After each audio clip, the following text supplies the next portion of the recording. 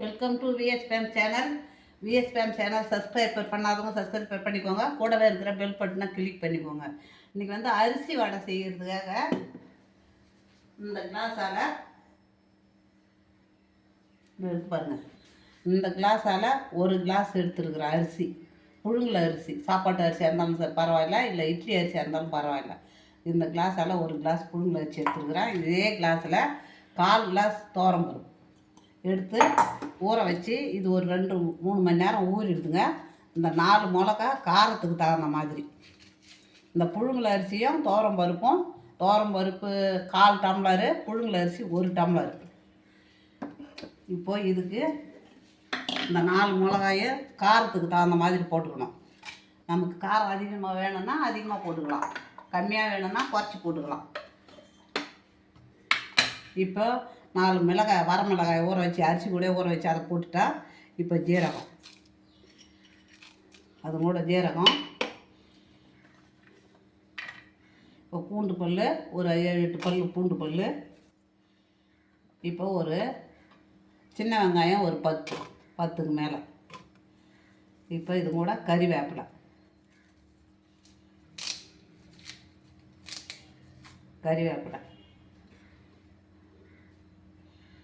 இப்போ ஒரு 2-3 துண்டு இஞ்சி, அது கூட தேங்காய் ஒரு 4 ஸ்பூன் போட்டுக்கலாம். இதை நம்ம அரைச்சிக்கின்னு வந்துடலாம். முதல்ல மிக்சியில் அரைச்சிக்கின்னு வந்துடுறோம். இப்போ இந்த அரிசியை நம்ம மிக்சியில் போட்டு கிரைண்டரில் போட்டு ஆட்டிக்கலாம். ஆனால் கொஞ்சமாக இருக்கிறதுனால நம்ம மிக்சியில் ஆட்டிக்கலாம்.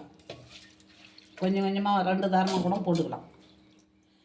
இப்போ இது கூட நம்ம இதை அரைச்சி வச்சுருக்கிறோம் பாருங்கள். இந்த தேங்காய், வெங்காயம், மிளகாய், ஜீரகம், இஞ்சி, பூண்டு எல்லாம், கறிவேப்பிலை, இதை இது கூட சேர்த்துக்கலாம். பாதி சேர்த்துக்கலாம், பாதி வச்சுக்கலாம், பாதி அதுவும் கூட சேர்த்து அரைச்சிக்கலாம். இப்போ இதுக்கு தேவையான உப்பை போட்டுடலாம். எல்லாத்துக்கும் மொத்தமாக சேர்த்து இதுக்கு உப்பு நான் அரைச்சின்னு வந்துடுறேன். இப்போ நம்ம எல்லாத்தையும் மாவை மொத்தமாக அரைச்சின்னு வந்து நான் காமிக்கிறேன். அரைச்சின்னு மாட்டா பரவாயில்ல.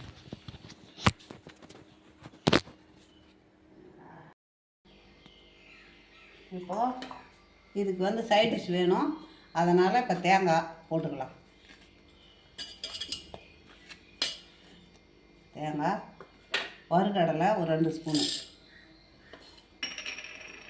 இப்போ ஒரே ஒரு சின்ன பீஸ் ஒரு புளி, பச்சை மிளகா, ஒரு இஞ்சி, ஒரு இஞ்சி துண்டு இஞ்சி. இப்போ ஒரு 5-6 பூண்டு பல், ஒரு 4 வெங்காயம், சின்ன வெங்காயம். இப்போ அதுக்கு தேவையான உப்பு போட்டுக்கலாம். இப்போ அதுக்கு முன்னாடி நம்ம கொஞ்சம் கொத்தமல்லி தழை போட்டு அரைச்சிக்கலாம். அது கூட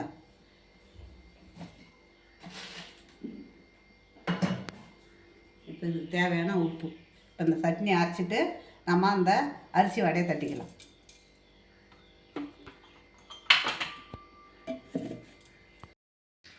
இப்போ பாருங்கள், சட்னி ரெடி ஆகிடுது. சட்னி, தேங்காய், பொட்டுக்கடலை, மல்லி. இப்போ நம்ம இதை சின்ன சின்னதாக ஊட்டி ரவுண்டாக தட்டி போடணும்.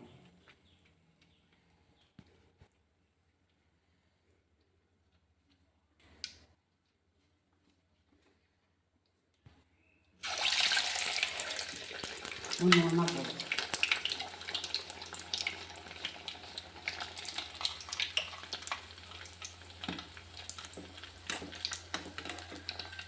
அப்படியே கிளம்பும் பாருங்கள், ஊர் மாதிரி கிளம்பும் பாருங்கள்.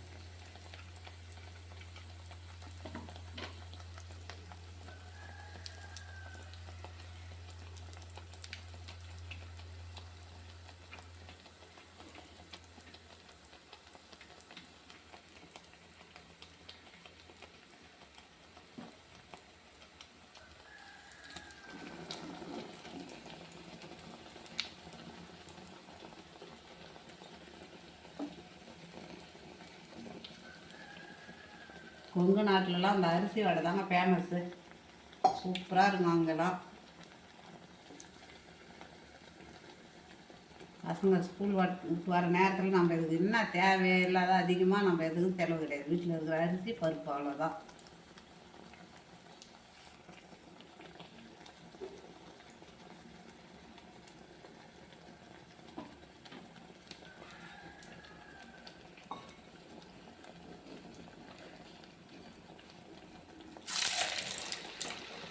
நம்ம இதை எடுத்துக்கணும்.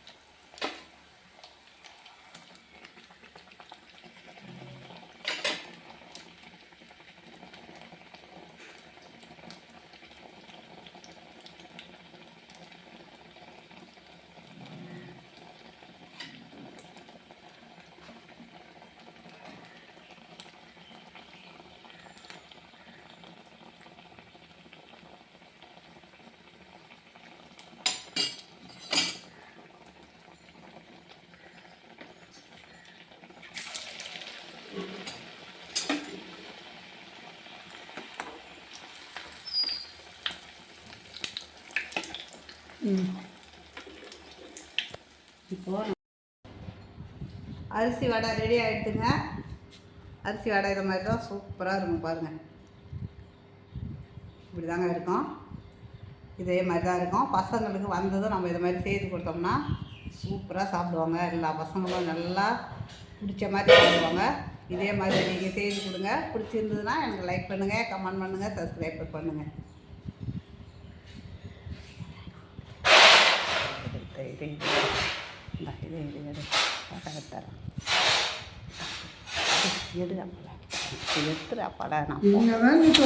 இதை எடுத்துரு. இதை ரெண்டே நான் சொல்கிறேன். சோரக்காய்க்கு உப்பு இல்லைன்னு இது அப்படம் எடுத்தது என்ன போடாங்க என்னன்னு தெரில, தெளிவாக இல்லை.